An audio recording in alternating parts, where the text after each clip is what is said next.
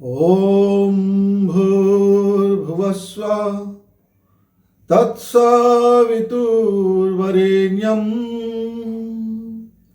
भर्गो देवस्य धीमहि धियो यो नः प्रचोदयात्। मित्रों नमस्कार, आप हैं बसंत गुरु जी के साथ। आज चलिए एक चिंतन करते हैं। आप भूल जाइए कि आप कितना विद्वान हैं। आप यह भी भूल जाइए कि आप कितना हैंडसम हैं। आप भूल जाइए कि आप कितना ब्यूटीफुल हैं। कुछ समय के लिए आप भूल जाइए कि आप मनुष्य मात्र हैं। कुछ समय के लिए भूल जाइए कि आप जो आदमी हैं, इस युग के आदमी हैं। कुछ समय के लिए अपने मस्तिष्क को इराज कर दीजिए। अपने मस्तिष्क से जितने भी अवधारणा है उसको गिरा दीजिए। आपके मस्तिष्क में जो भी बातों का अर्थ लगाया जाता है, शब्दों का अर्थ लगाया जाता है, कार्यों का अर्थ लगाया जाता है, हम किसी बात को, शब्दों को किसी नतीजा तक पहुंचना चाहते हैं। कुछ समय के लिए कल्पना कीजिए कि हम सारी चीज भूल गए हैं। मेरा मस्तिष्क को यह भी याद नहीं है क्या है, क्या ये संसार है भी कि नहीं, इसका नाम भी नहीं जानता। वो खुद का नाम नहीं जानता, आपका नाम नहीं जानता, किसी चीज का नाम नहीं जानता। तब उसके मन में क्या पैदा होगा? यदि कौतूहल ने जन्म लिया तो फिर कर्म होगा। लेकिन कोई कौतूहल जन्म नहीं लिया, कोई जिज्ञासा जन्म नहीं हुआ, कोई अभिप्सा नहीं जगी, कोई क्रिया नहीं हुआ, तो कोई प्रतिक्रिया नहीं हुआ। नितांत ऐसी क्रिया जिसके बाद कोई क्रिया नहीं हो रहा है, उसका कोई प्रतिक्रिया नहीं हो रहा है। मित्रों, मैं जब दो बात करता हूं, शब्द मेरा निकलता है, तो कहीं ना कहीं आपस में संघर्ष होता है। जिह्वा का संघर्ष, दांतों का संघर्ष, होस्ट का संघर्ष, भीतर से आता है तो भावना का संघर्ष, मन का संघर्ष, दिमाग का संघर्ष। जो पहले से मेरी खोपड़ी में, जो पहले से मेरे डीएनए में, जो पहले से मेरी मेमोरी में जो चीजें हैं, तो मैं उसको अपने नजर से देखता हूं। जो मेरी समझ है मैं उसके हिसाब से देखता हूं। जो मेरी समझ में आता है, इसका परिणाम क्या हो सकता है, इसका मायने क्या हो सकता है। एक तलवार है और एक चाकू है, एक पेन है और एक मीठा है, एक रसगुल्ला है। अब जो बंदा किसी का नाम नहीं जानता, उसको क्या पुकारेगा? वो एक बिच्छू है, एक सांप है, एक मनुष्य है।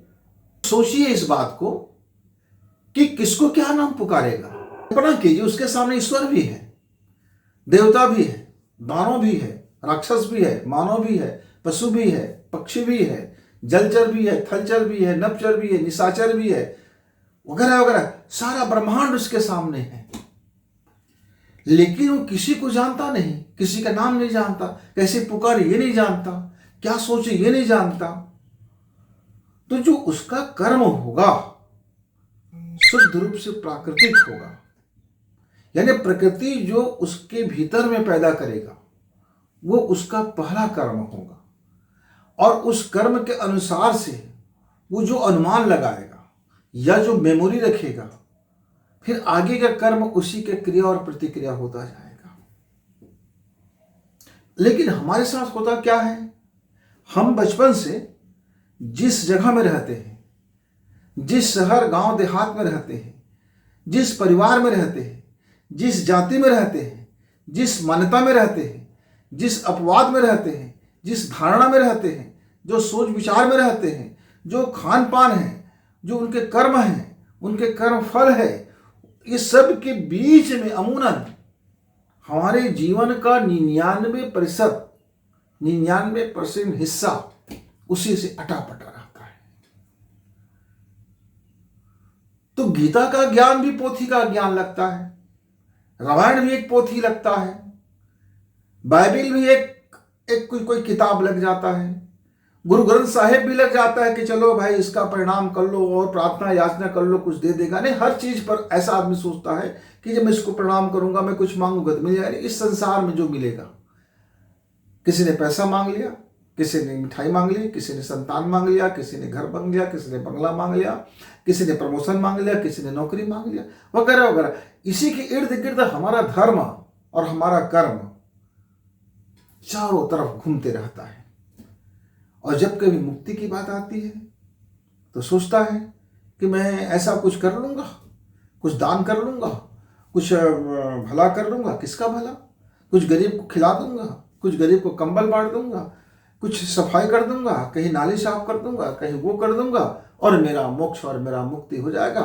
इसके लिए एक ठेकेदार होता है, सब समाज में एक ठेकेदार होता है कि तुम इतना दक्षिणा दे दो, तुम इतना पैसा जमा कर दो, तुम इतने आदमी को इस जाति में कन्वर्ट कर दो, तुम इतने आदमी को इस धर्म में पालन करने कन्वर्ट कर दो, तुम ऐसा कर दो, तुम ऐसा कर दो, तो 72 हूर तुम्हें मिलेंगे, स्वर्ग में तुम्हें मिलेगा, फलाना तुम पर कृपा बरसाएंगे, फलाना तुमको स्वर्ग का अधिपति बना देंगे, वगैरह वगैरह। इतनी बकवास, इतनी अफवाह तंत्र इस धर्म की आड़ में, इस अध्यात्म की आड़ में, इस सोच की आड़ में फैला हुआ है मित्र, कि आप का कोई भी कर्म अकर्म नहीं हो रहा है। हमारा कोई भी कर्म क्रिया की प्रतिक्रिया को रोक नहीं रहा है, क्योंकि हम शुद्ध भाव से अपने शुद्ध पात्रता में, शुद्ध पात्र में कोई चीज नहीं भर रहे हैं। पहले से मेरे पात्र में, पहले से मेरे घड़ा में बहुत सारा चीज भरा हुआ है। अब मैं सोचूंगा कि एक बूंद अमृत का डाल दूंगा तो पूरा मेरा घड़ा अमृतमय हो गया और मैं हमेशा के लिए अजर अमर हो गया, मैं विराट ही हो गया, मैं ईश्वर ही हो गया, मैं सबसे बड़ा धार्मिक आदमी बन गया, मैं सबसे बड़ा मुक्ति प्रदाता बन गया, और मैं बड़ा रिद्धि और सिद्धि की मालिक बन गया, मैं दुनिया का सबसे महान ग्रेट बन गया।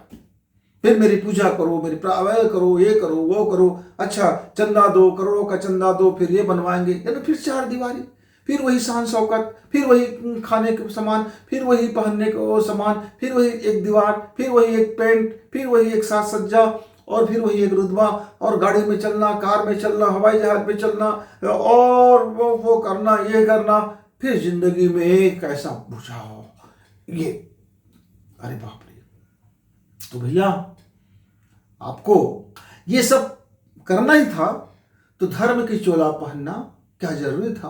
अरे एक उद्योगपति भी वो कर लेता है, उद्योग करता है, वो खुलेआम करता है कि भाई मैंने कमाया है, मैं अपने घर आलिशान बनाऊंगा, मैं 5 स्टार जैसे रहूंगा, मेरे पास सब कुछ होगा, मैंने कमाई कर रहा है, मैं अपना अर्थ उपार्जन कर रहा हूं, उसका मुंह असली तो है एक मुद्दे पर।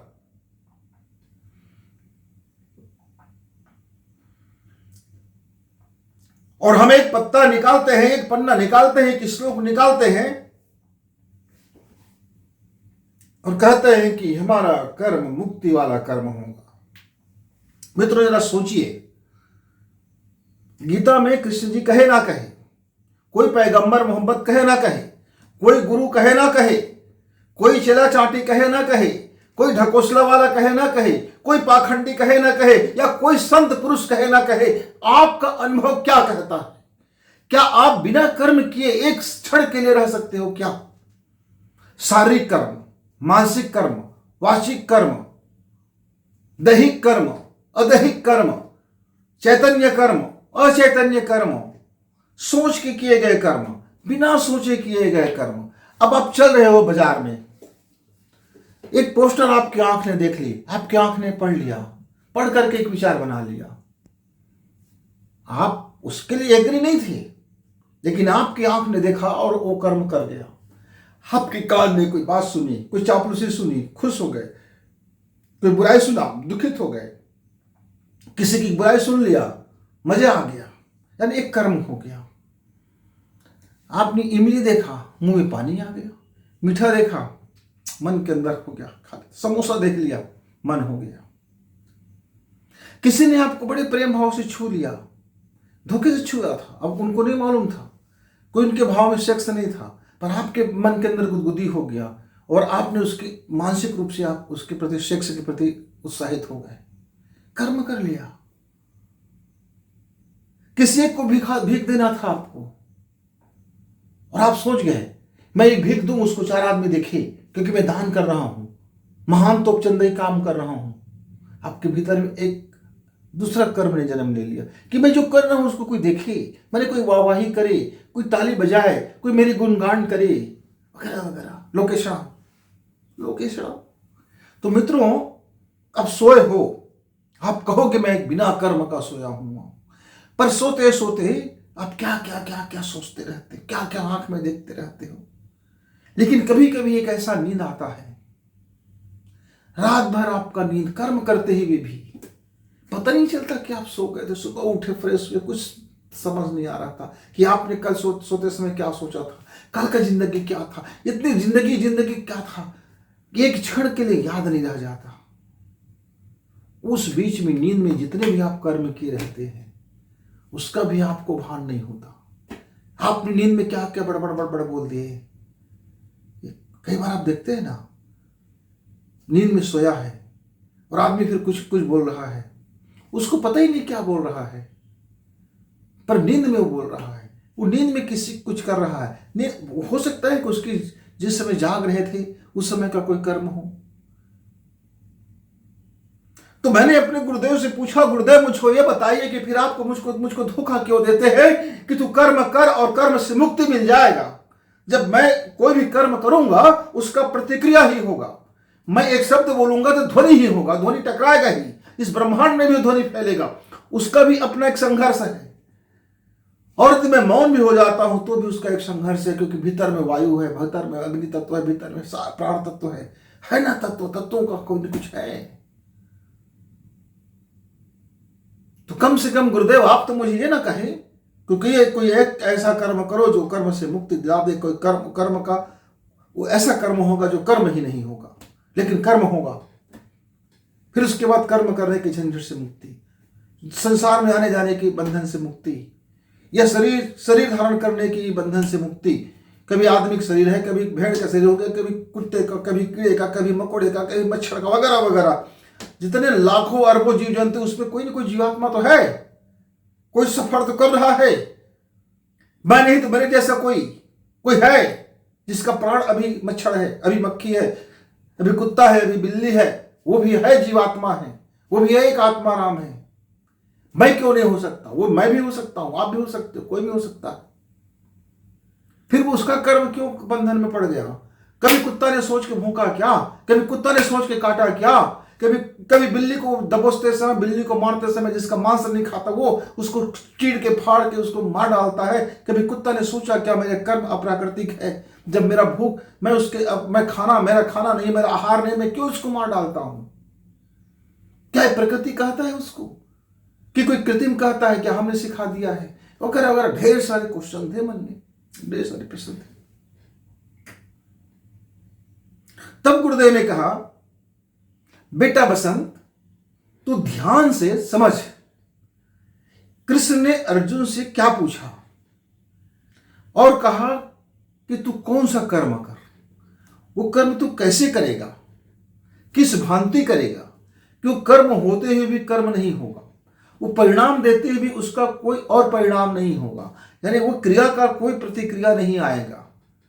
इस ब्रह्मांड में एक ऐसा कर्म है जो कर्म से आपको आजादी दिला दे, पर वो कर्म करता रहना पड़ेगा। आपको कर्म करने से कोई रोक, आपका कोई है नहीं, आप अपने आप को बिना कर्म का इच्छा नहीं रख सकते, क्योंकि यह शरीर के अंदर में लाखों और अरबों भिन्न भिन्न घटक का प्राण जीव जंतुओं का हम एक समूह है, समुच्चय है। मेरे अंदर में कोशिका है, कोशिका के अंदर में और जितने आप देख लीजिए, आप केमिकल वाले से पूछिए, रासायनिक शास्त्र से पूछिए, भौतिक शास्त्र से पूछिए, बायोलॉजी वाले से पूछिए, मेरे एक कोशिका को काट करके छोटा छोटा करेगा तो उसमें कितने जीव जंतु उसको दिखाई देंगे, छोटा छोटा छोटा माइक्रो जीव। मेरे ब्लड को एक बूंद ब्लड को निकाल के डॉक्टर बता देगा कि किसके अंदर में कितना लाख आपका जीव जंतु जीव तैर रहा है और जीवित है कि प्राण है कि मृतक है।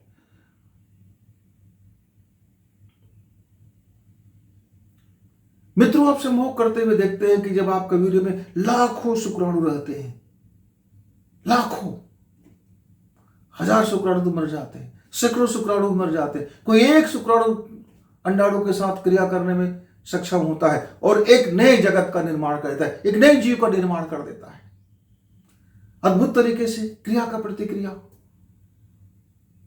तो गुरुदेव ने जब कहा तो मेरी समझ में बात बिल्कुल नहीं आया। तब मैंने अर्जुन से जो कृष्ण ने जो पूछा था, कृष्ण ने पूछा था कि अर्जुन तेरा मोह क्या है? यदि तुझे राज का मोह होता और कह देता कि मैंने राज का मोह त्याग दे इसलिए मैं युद्ध नहीं करूंगा, तो मैं तालियां बजाता और मैं खुश हो जाता, चलो तेरा एक मोह था वो छूट गया। यदि तुझे पैसे की लालच होता और कहता कि मैं पैसे के लिए युद्ध कर रहा था, हे सखे अब मुझे पैसा नहीं चाहिए, मैं युद्ध नहीं करूंगा, तब भी मैं खुश हो जाता और आपके लिए तालियां बजाता कि हाँ तू तू वास्तव में अब निष्काम कर्म योगी बन गया है, अब तेरा कोई कामना नहीं रह गया है। लेकिन तुझे तो यही नहीं पता है कि तू तू किस चीज से भाग रहा है, तू कौन से कर्म बंधन में पड़ा हुआ है, वो कौन सा कर्म है जो तुमको बांध रहा है और किससे तुमको मुक्ति चाहिए, कौन से कर्म से मुक्ति चाहिए। जब ये प्रकृति हमें कर्म कराती है तो फिर प्रकृति हमें मुक्ति वाले कर्म कराएगी, तो फिर प्रकृति के अधीन हम कैसे जीवन जी रहे हैं, तो फिर हम हमारा कर्म दोष का फल कहां हो रहा है। जब एक कुत्ता एक बिल्ली को मार रहा है तो क्या कुत्ते की दोष है?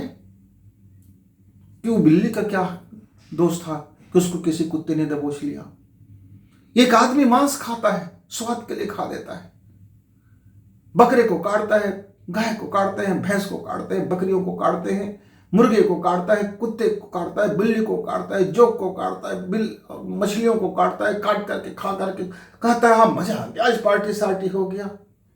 आहा, बड़े भक्त है वो, तो बड़े ईश्वर की पुजारी है, लेकिन किसी एक जीव की हत्या करते हुए उसे बड़ा आनंद आ रहा है।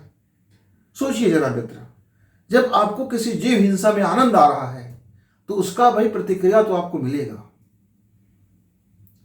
उस जीव का अधिकार बनता है वो तुमको भी खा के आनंद की प्राप्ति करे, क्योंकि तुमने उसको मार करके खाया और आनंद की प्राप्ति कर रहे हो।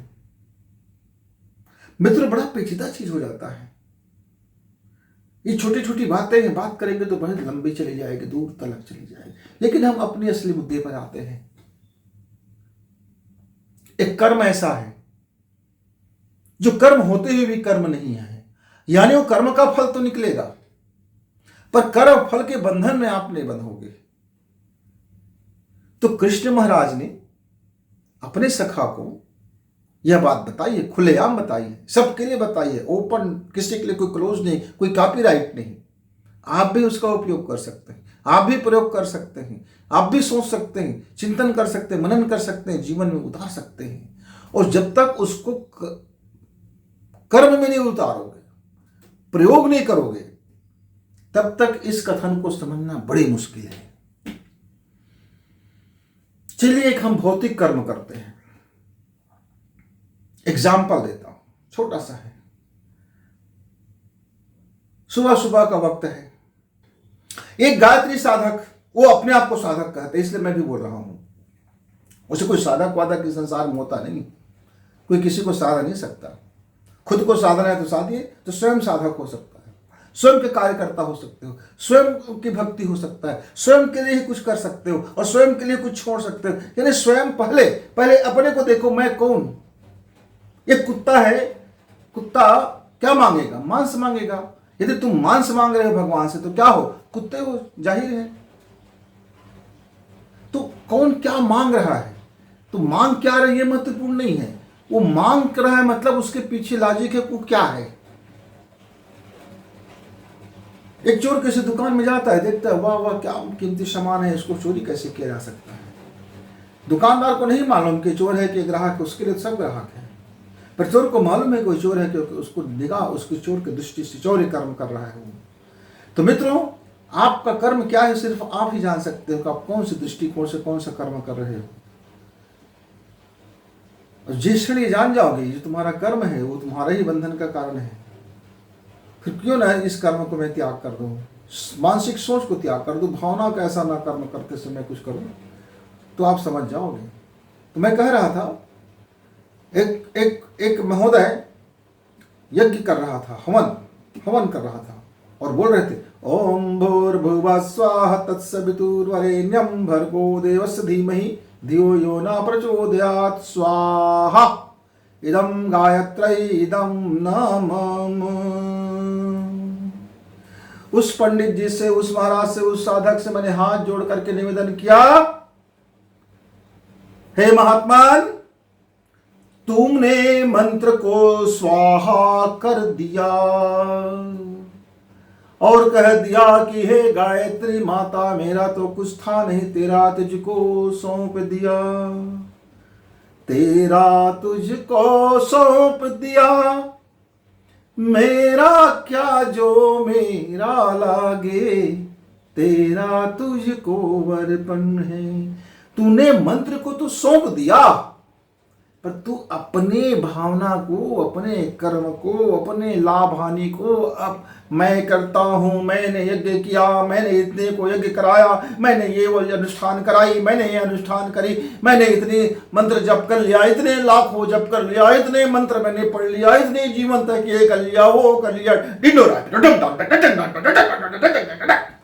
पीट रहे ढिंडोरा, पीट रहे ढिंडोरा, लाउड स्पीकर ढिंडोरा ढिंडोरा, ताम पत्र दिखाते हो, बड़े बड़े पत्र दिखाते हो कि मैंने इतनी बढ़िया आयोजन कर लिया था। तो कृष्ण महाराज अर्जुन से कहते हैं, तू निमित्त कर्म कर अर्जुन,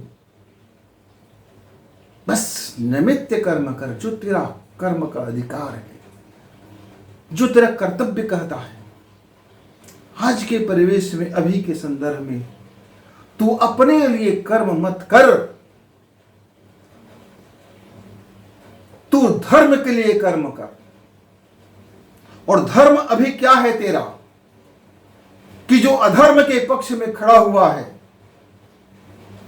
उससे तू युद्ध कर, युद्ध कर, अपना 100% दे।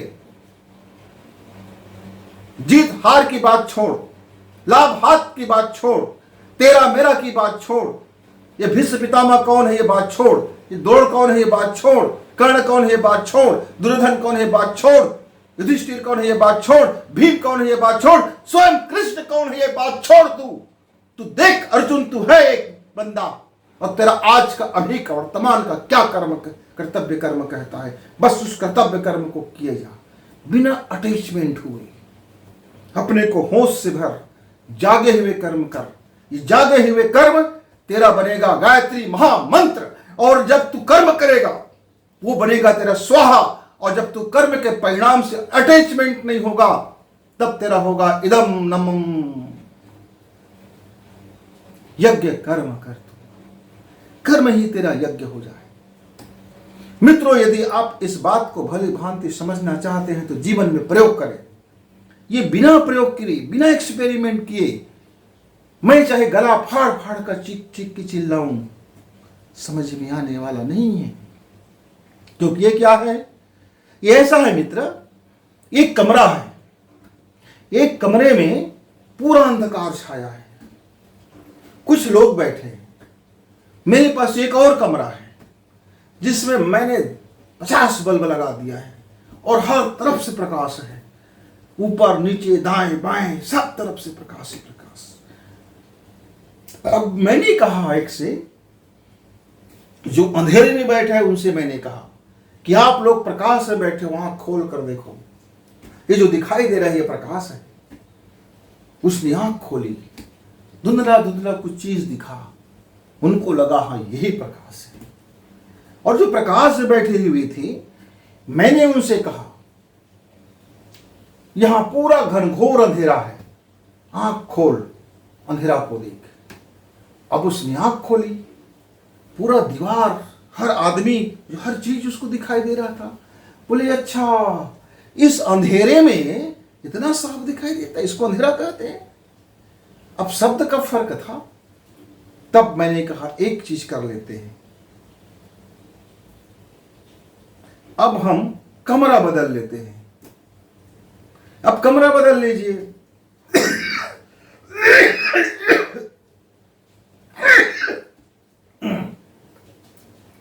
कमरा बदलते ही, चूंकि मैं शब्द बदला हुआ था, फिर लोगों से कहा देखो यह प्रकाश का रूम भरा हुआ है, हाँ खोलो। बोले कि प्रकाश रूम है, हाँ, मैंने इसमें कुछ दिखाई नहीं देता, अंधेरे में सब कुछ दिखाई देता है। अब मैंने अपने शब्दों को पलट दिया, कहा कि जो साफ साफ होश पूर्वक दिखे वो प्रकाश, और जिसमें आंख खोलने के बाद भी हमें कोई साफ ना दिखे वो अंधेरा। मतलब हम आंख खोल के हम कर्म तो कर रहे हैं, पर साफ साफ पूरी तरह से सब ओर से मुकम्मल उस कर्म को हम नहीं देख पा रहे हैं, तो फिर वो बंधन वाला। लेकिन कर्म करने से पहले हमने साफ साफ देख लिया, कर्म करने के बाद भी साफ साफ देख लिया, और कर्म करते ही भी साफ साफ देख लिया, तो कर्म करते हैं भी अकर्म, क्योंकि आप देखने वाले हो, देख रहे हो, दृष्टा हो, लिप्त नहीं हो। अब दोनों को जब मैंने कई बार इधर उधर किया, तब कई लोगों को कंफ्यूजन हो गया, पर एक बात उनको समझ में आ गया, जो दिखाई दे वो प्रकाश साफ साफ दिख रहा है, मतलब ये प्रकाश चाहे कुछ भी बोले, क्योंकि उसको अनुभव हो गया था कि भैया कुछ दिखाई नहीं दे रहे, हम उसको कैसे मान सकते हैं। लेकिन लोगों ने कह दिया त्रिपिट लगाओ, भगवान दिख जाएगा, फलाना हवन करो, मुक्ति मिल जाएगी, राम नाम एक दिन ले लो, आपका दुनिया अरबों कर्म किए हुए पाप निष्पाप हो जाएगा, नरकगामी हो, पाप कर्म कर रहे हो, दुनिया भर की लानतें कर रहे हो, अरे एक छोटा सा दान कर दो, एक भिखारी को कुछ भी दे दो, आपका सब कुछ दूर हो जाएगा। ऐसा नहीं मित्र, जो किया है वो भरना है, उसको जो किया है उसका परिणाम आएगा। अभी मैंने जो बीज बोया है वो वृक्ष बनेगा और फल देगा, पर उस बीज पर मेरा यदि कह दो कि बीज मेरा नहीं है, मैं नहीं बोया, तो पौधा भी मेरा नहीं होगा। आपने मुझे गालियां दी, मैंने नहीं लिया, वो गाली आपके पास चला गया, वो गाली मेरा था नहीं, मैंने लिया नहीं। आपने तालियां बजाई, मैंने आपका ताली भी नहीं लिया, वो ताली भी मेरा नहीं था, वो गाली भी मेरा नहीं था, न तो मैं प्रशंसा मेरा था और न मेरा वो बुराई मेरा था। जब दोनों मेरा नहीं था, तो दोनों कर्म में मैं कैसे अटैचमेंट हो सकूंगा। दोनों का परिणाम, आपने ताली बजाई ना, उसका परिणाम आपको मिलेगा, आपने गाली दी ना, उसका परिणाम आपको मिलेगा। मैंने तो लिया ही नहीं, क्योंकि मैं तो दर्शक था, दृष्टा था, मैं फिल्म देख रहा था, मूवी में, थिएटर में बैठा, मैं तो पर्दे के भीतर नहीं था। और जो पर्दे के भीतर है वो देख कैसे सकेगा? यदि वो देखने वाला है और उसके रोल प्ले भी कर रहा है, तो उसका कर्म मुक्त है।